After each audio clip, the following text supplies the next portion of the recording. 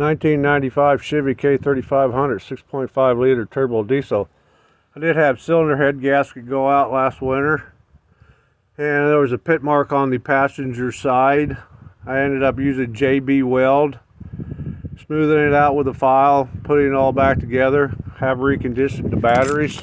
Haven't tried starting this for about 10 days now. So let's just jump in here.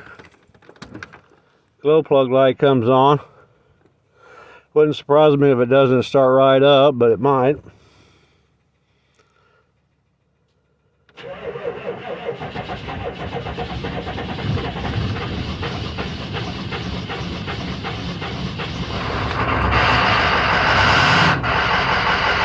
Whirl it started.